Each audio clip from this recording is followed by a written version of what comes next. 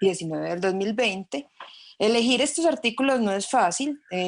Yo quiero contarles que nosotros hicimos una búsqueda en PubMed, miramos las revistas de alto impacto que para nuestra área, revisamos Twitter, Altmetric, y obviamente pues esto debe tener un sesgo por mis intereses académicos propios. Para esta conferencia no tengo conflictos de interés. Vamos a empezar con este primer artículo. Yo creo que quiero hacer es hacerles un viaje desde enero del 2019 hasta nuestros próximos días en el 2020.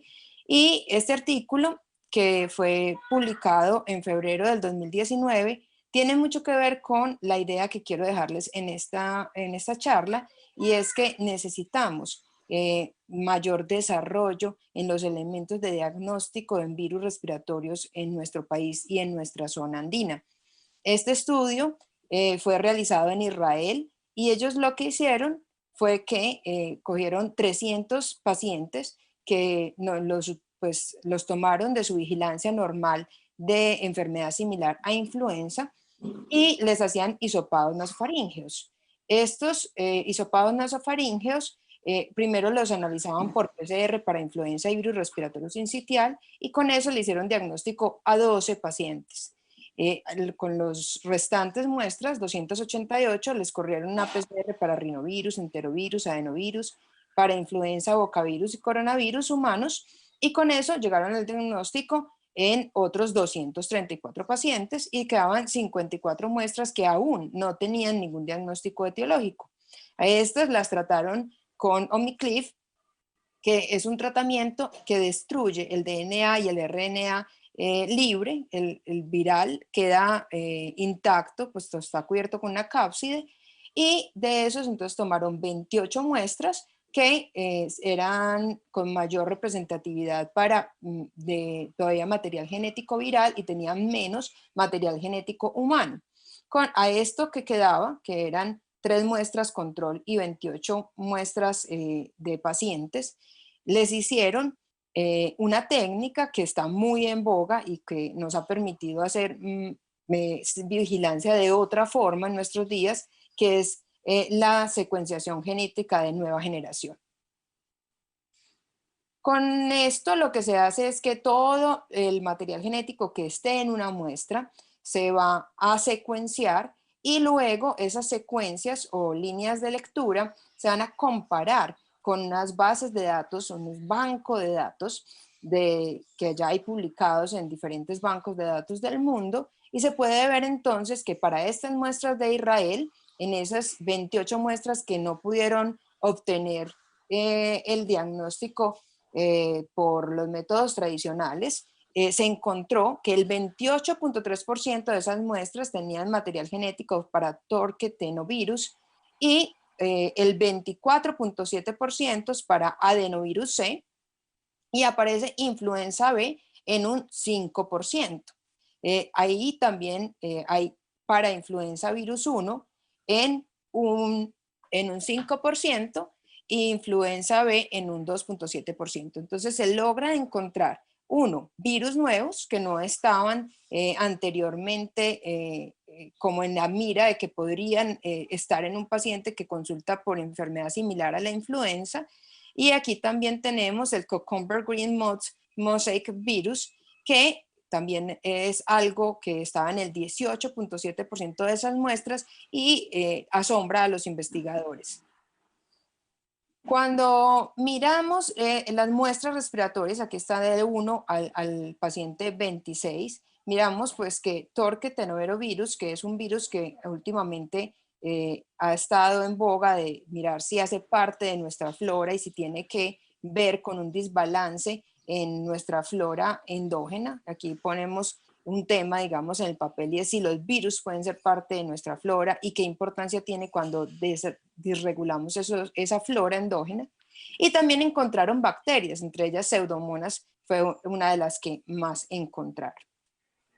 Entonces, este estudio nos lleva a pensar que debe haber una estrategia de búsqueda que puede identificar virus respiratorios poco comunes. En este caso, 54 de 300 muestras, o sea, el 18%, encontraron virus diferentes o novedosos, digamos, en pacientes que consultaban por enfermedad similar a la influenza y que no se les pudo llegar al diagnóstico etiológico por otras vías. Y aquí hay un llamado de si nosotros tenemos que hacer nuevos métodos que detecten rápidamente los virus de infección respiratoria, y esta sería una aproximación rápida, robusta y eficiente.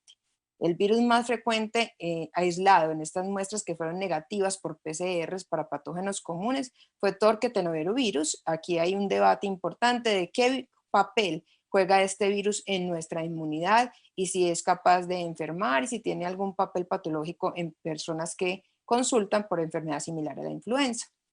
Luego tenemos esta publicación que fue publicada en New England Journal y nos recoge 14 años de investigación en Bangladesh de un virus que de pronto para nosotros no es muy conocido, pero ha causado brotes importantes en Asia, que es el Nipah virus. El Nipah virus produce encefalitis, pero no era muy claro si había transmisión persona a persona. Aquí recogemos casos documentados del 2001 al 2014 y se investigan sus contactos del 2007 al 2014. Se definió que era contacto, una persona que tenía contacto físico, comunicación verbal con personas que estaban infectadas entre el día 0 al día 15 de inicio de síntomas. Y del 2009 al 2014 recogieron estos contactos que no tenían signos de enfermedad, pero fueron evaluados con IgG para Nipah virus por 6 semanas después de haber tenido contacto con un caso positivo. Lo que es descrestante aquí es que ellos encontraron que había mayor relación o había más asociación entre el factor reproductivo del virus o la capacidad de contagiar a otros si el caso índice tenía dificultad para respirar o tenía tos de una forma estadísticamente relevante. Y otros factores que fueron relacionados con esa capacidad de infectar a otros fueron mayor horas de exposición y sobre todo si esas horas eran más de 12 o más de un día de exposición al caso índice, había más riesgo de que se transmitiera a otras personas y la edad de las personas afectadas, mientras más edad, más riesgo de exposición. Y el riesgo de que hubiese contacto con fluidos. Si había contacto con fluidos, especialmente fluidos orales, había más riesgo de que otros se infectaran. Entonces, con esta investigación se sabe ahora más del virus Nipah y se sabe que la exposición a fluidos corporales es importante, especialmente secreciones orales, que se requiere que la persona que vaya a transmitir el virus tenga síntomas respiratorios. Esto es importante porque anteriormente de este virus se hablaba mucho era de encefalitis, pero la parte respiratoria, ustedes ven aquí por ejemplo en esta radiografía que fue publicada en abril del 2010, se ve cómo el virus Nipah produce primero una neumonía y luego produce la encefalitis y que hay transmisión persona a persona y esta requiere un contacto prolongado con el enfermo para transmitir la enfermedad. Posteriormente pasamos, este es uno de los estudios de los que más se habló en virus respiratorios el año pasado, fue publicado en JAMA, y aquí lo que querían ver los investigadores era si para influenza, si en influenza era necesario que los trabajadores de salud utilizáramos mascarilla quirúrgica o necesitábamos utilizar N95. Este estudio fue realizado en 7 centros médicos de los Estados Unidos, fue realizado del 2011 al 2015 con un seguimiento hasta el 2016. Y lo que ellos hacían era que cada año, durante este tiempo, en la temporada epidemiológica de influenza en los Estados Unidos, partían al personal de salud en 2 cohortes. Unos a utilizar mascarilla quirúrgica y otros a utilizar respirador N95. Y los seguían en el tiempo de la siguiente forma. Quien iba desarrollando síntomas, iba reportando sus síntomas y a esa persona le tomaban una muestra de PCR el día que reportaban los síntomas y el día 7 de los síntomas, y en esa PCR buscaban influenza A y B. Además, durante el periodo de 12 semanas se hacía 2 hisopados aleatorios a todas las personas participantes que estaban asintomáticas y se buscaba entonces la infección asintomática por PCR para influenza A y B. Y cada año, antes de que empezara la temporada del pico epidémico de influenza, se hacía IgG contra hemaglutinina de influenza a todos los participantes. y diagnosticaron influenza si había una detección de influenza por PCR o si había cero conversión que no tuviera relación con la vacunación. Y ellos, aquí está un cuadro que les quise traer para que miraran que en riesgo ocupacional estaban las dos cohortes muy equitativas, en estado de vacunación también, en factores de riesgo también estaban muy, muy cerca una cohorte de la otra sin una diferencia importante, y exposición a personas que tuvieran infección respiratoria también era muy similar. ¿Y qué encontraron? Que por lo menos para este virus, influenza, no hay una diferencia significativa entre utilizar mascarilla médica o mascarilla quirúrgica o respirador N95 cuando atendemos pacientes con enfermedad similar a influenza. No hay diferencias en influenza confirmada, ni en virus respiratorios agudos, ni en infección respiratoria detectada por laboratorio o confirmada por laboratorio, o en enfermedad similar a la influenza. Entonces, para ellos no hay diferencia. Aquí, pues entonces, la batalla campal que hemos vivido con COVID de N95 versus mascarilla quirúrgica, por lo menos para este virus influenza, no hay diferencia. Ahora quiero hablarles de un estudio que fue publicado en septiembre en Cell en 2019, que es muy importante para mí, porque uno como infectólogo siempre le están diciendo debe utilizar bien los antibióticos. Esa es la batalla de nosotros todos los días, enseñarle a la gente que el mal uso de antibióticos tiene consecuencias. Este estudio muestra cómo hay una alteración en la inmunidad y la respuesta vacunal en personas que han sido expuestas a antibióticos. Este estudio tiene una fase 1, que fue en el 2014 a 2015, 22 personas sanas, entre 18 y 45 años, y fue realizado en Atlanta. Esas 22 personas se dividieron en dos: 11 personas que iban a hacer los controles y 11 personas que iban a recibir neomicina, vancomicina y metronidazol en las dosis que ustedes ven ahí por 3 días. Empezaban el día que vamos a llamar -3, y el día 0, cuando ellos ya llevaban 3 días recibiendo antibióticos, los vacunaban con vacuna trivalente para influenza, y entonces les hacían seguimientos desde el día -21 antes de recibir la vacuna hasta el día 365 después de haber recibido la vacuna, y hacían monitoreo de toda esta actividad metabólica en suero y en materia fecal, no solamente de su metabolito, sino también de todo el componente microbiano de su materia fecal durante todo este tiempo. Vamos entonces a empezar a mirar cómo cuando ellos rastreaban la cantidad de material genético 16S, el material genético 16S lo que hace es buscar copias de material genético ancestral. O sea, cuando estamos hablando de 16S, hablamos de bacterias ancestrales que pueden encontrarse muy bien en la materia fecal. Entonces, cuando pasan los días, desde el día -21 de haber recibido la vacuna hasta el día 180, podemos ver en azul la cantidad. Cuando decimos material 16S, básicamente estamos diciendo cantidad de bacterias por gramo de materia fecal.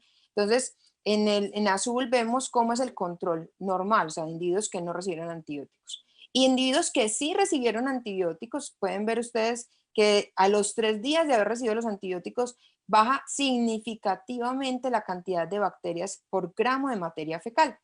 Y la composición de esas bacterias también cambia. Pueden ver que al día 0, o sea, ya después de llevar 3 días de estar recibiendo antibióticos, la variabilidad por bacterias, aquí lo vemos, cada panel tiene unos colores diferentes, y entonces las bacterias anaerobias, que son normalmente las que mayor cantidad hay en la materia fecal, disminuyen significativamente y empieza a aumentar las enterobacteriáceas. Esas enterobacteriáceas van a tomar un papel predominante por gramo de materia fecal hasta el día 3 y hasta el día 7. Y solamente ya cuando miramos al día 30 vuelve a recuperar la abundancia de anaerobios normales en la materia fecal. Cuando ellos miraron la respuesta, por microneutralización a las vacunas aplicadas en el 2014, no encontraron una diferencia en la respuesta por anticuerpos microneutralizantes para ninguna de las cepas que constituían la vacuna de ese año. Entonces se preguntaron si eso se debía a que esas personas ya tenían anticuerpos antes y hicieron una nueva fase 2 que la hicieron en el 2016 con 11 individuos a los que no tenían títulos por microneutralización para la vacuna que se aplicó entre el 2015 y el 2016. Eran individuos vírgenes para anticuerpos contra la vacuna y les hicieron lo mismo, a la mitad les dieron antibióticos y a la mitad no.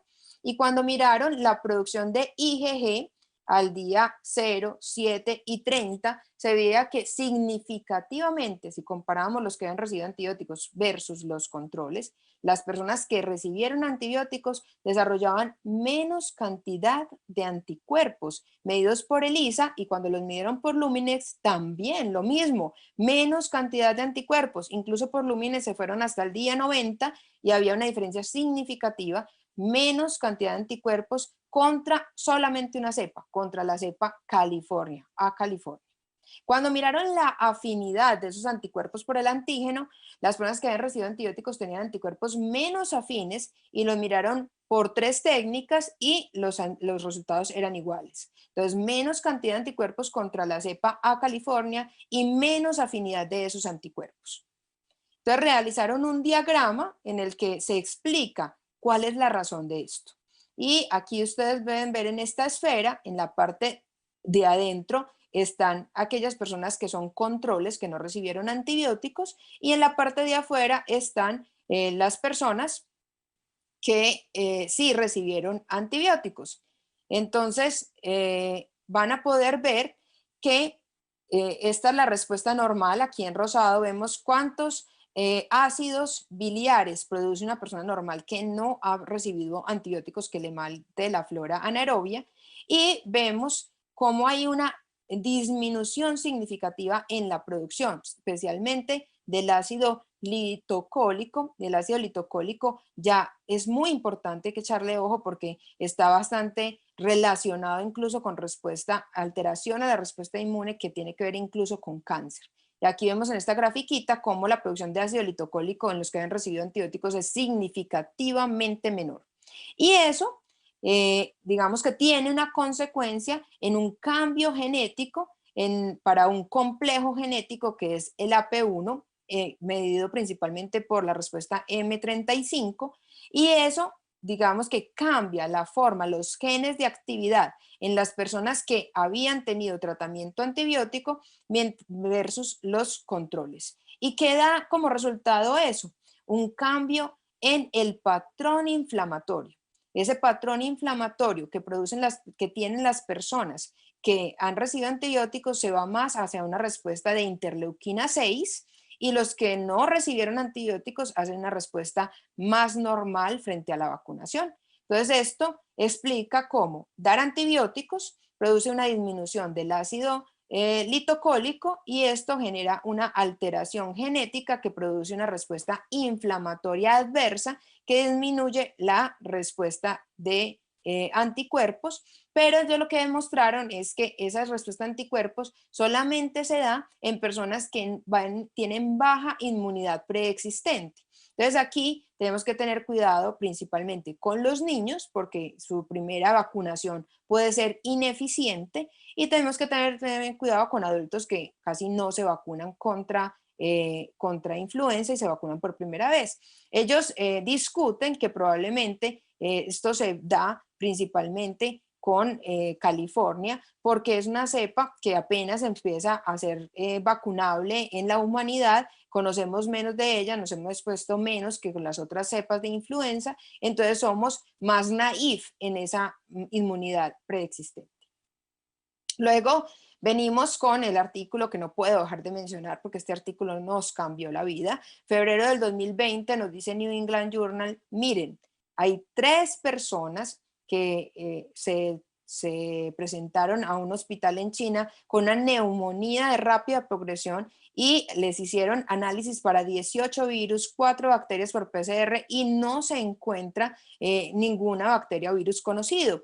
A ellos les hicieron, así como les mostré en el primer artículo, secuenciación de segunda y tercera generación y encuentran algo formidable. Encuentran en esa secuenciación de segunda y tercera generación que aparece un coronavirus que no había sido registrado antes en la humanidad, no estaba en ningún banco de datos, pero que pertenecía a la familia beta coronavirus. Desarrollan una PCR para identificación de beta coronavirus, le hacen cultivo viral, hacen microscopía electrónica, nos muestran por primera vez al mundo este virus, que es el coronavirus que posteriormente se ha denominado SARS-CoV-2, y nos hacen el árbol filogenético que nos demuestra que es diferente a SARS y diferente a MERS y que está relacionado con los beta coronavirus. Aquí entonces es muy importante mirar cómo estas nuevas tecnologías de segunda y tercera generación de secuenciación nos van a permitir que cuando tenemos la aparición de un virus nuevo podamos encontrar eso. Yo siempre me he preguntado qué pasaría si el virus nuevo hubiese aparecido en las Américas o en Sudamérica y no en China. ¿Cuántos nos hubiéramos demorado en encontrar este virus y en dar con el agente que estaba causando la epidemia? Siguiendo con el coronavirus, porque yo creo que en el 2020 ya los papers más relevantes son de este germen, les voy a mostrar este paper que, digamos, revolucionó varias de las cosas que veníamos pensando. Es un paper hecho en Alemania, publicado en Nature. 9 pacientes que tenían COVID leve fueron hospitalizados y se les hizo hisopado nasofaríngeo, orofaringe, osputo y materia fecal, recogiendo las muestras casi diariamente desde el día 1 hasta el día 28, desde el inicio de la enfermedad, se les hacía PCR y ellos desarrollaron una PCR para encontrar virus mensajero subgenómico. Y este virus mensajero subgenómico nos habla de cuando ese virus ya empieza a producir poca cantidad de proteínas y probablemente ya es un virus que está lesionado, que no tiene la misma capacidad de transmitirse a otra persona y hacen medición de anticuerpos. Entonces nos enseñan que para el día 8, el día 5, ya el 50% de las personas tenían anticuerpos totales contra el virus y para el día 14 el 100% habían hecho cero conversión. Y nos enseñan algo muy bonito y es que ningún cultivo de materia fecal fue positivo y los cultivos de estos virus fueron positivos solamente hasta el día 8. Después del día 8 no se encontró cultivo positivo. Entonces encontramos que había personas que seguían con PCR positivas, pero sus cultivos no eran positivos. Eso nos llevó a pensar que habían entonces positivos por PCR prolongadamente, sin que esto significara que estaban transmitiendo la enfermedad. Nos mostraron entonces que el cultivo era positivo solamente hasta el día 8, después del día 10 ya no habían cultivos positivos y que a mayor cantidad de carga viral, mayor probabilidad de que el cultivo fuera positivo, o sea que personas con carga virales muy altas tenían capacidad de infectar rápido y esa capacidad de infectar se controlaba rápidamente.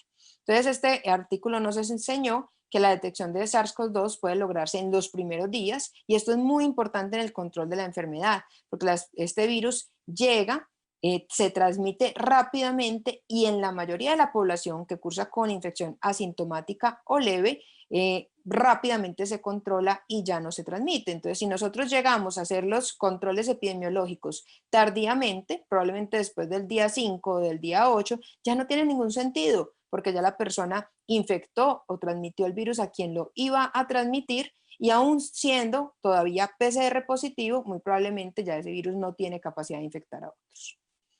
Y aquí les quiero presentar pues un estudio muy importante, lo único que ha demostrado un cambio, una disminución significativa de la mortalidad para julio del 2017. Entonces el estudio Recovery nos muestra que dexametasona aplicada en sujetos en 6 miligramos día por 10 días o hasta el egreso puede cambiar la mortalidad. Y ellos hicieron un análisis en 3 dividiendo la población en tres: aquellos que necesitaban ventilación mecánica, los que solo necesitaban oxígeno y aquellos que no necesitaban oxígeno.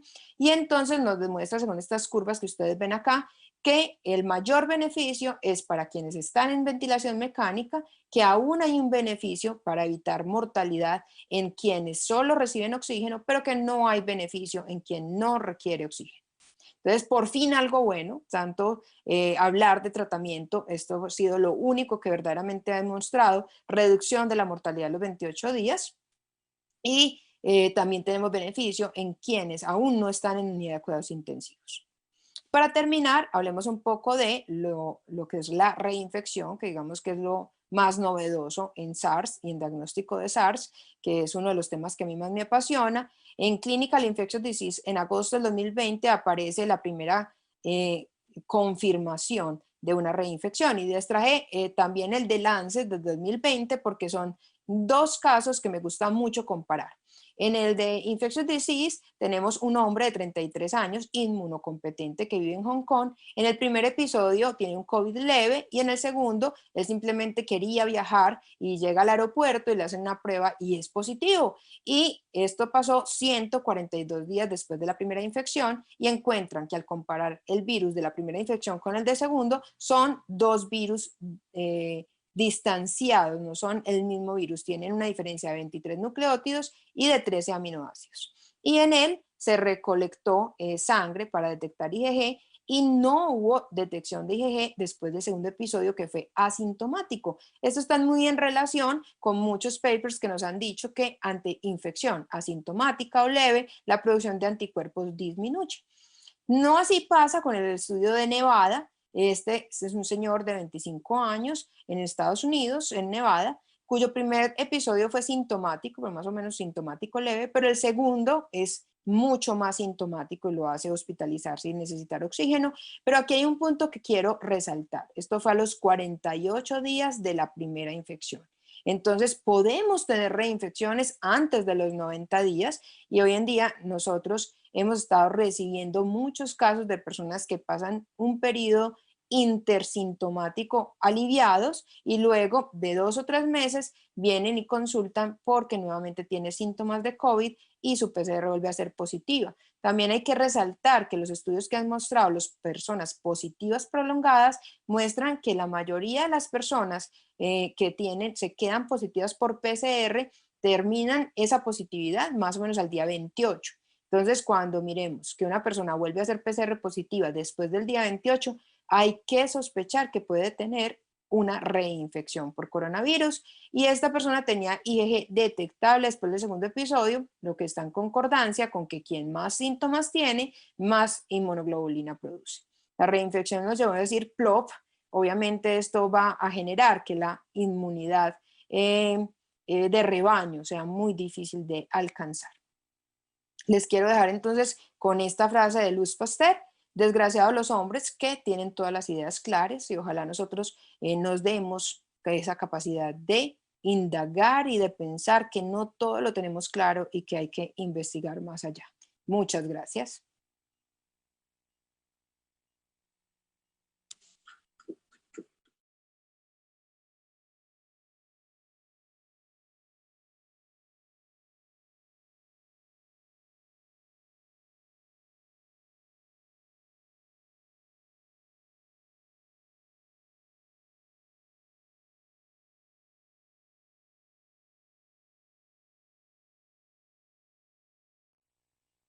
Bueno, y ahora me corresponde presentar a la doctora Joana Osorio Pinzón. La doctora es médica, especialista en medicina interna, epidemiología e infectología, diploma en medicina tropical e higiene, magíster en ciencias médicas con énfasis en control de infecciones y epidemiología hospitalaria. Es miembro de la Asociación Colombiana de Infectología y de la Asociación Colombiana de Medicina Interna. Es investigador junior de Colciencias hasta el 2015. Fue par evaluador en Sistema Nacional de Ciencias y Tecnología de Colciencias, fue decana de la Facultad de Ciencias de la Salud de la Fundación Universitaria de Navarra y actualmente trabaja como infectóloga en la Clínica San Rafael de Pereira. Bienvenida, doctora Joana. La doctora Joana nos va a hablar de los artículos más relevantes del 2019 al 2020 en virus neurotrópicos. Gracias, doctora Joana.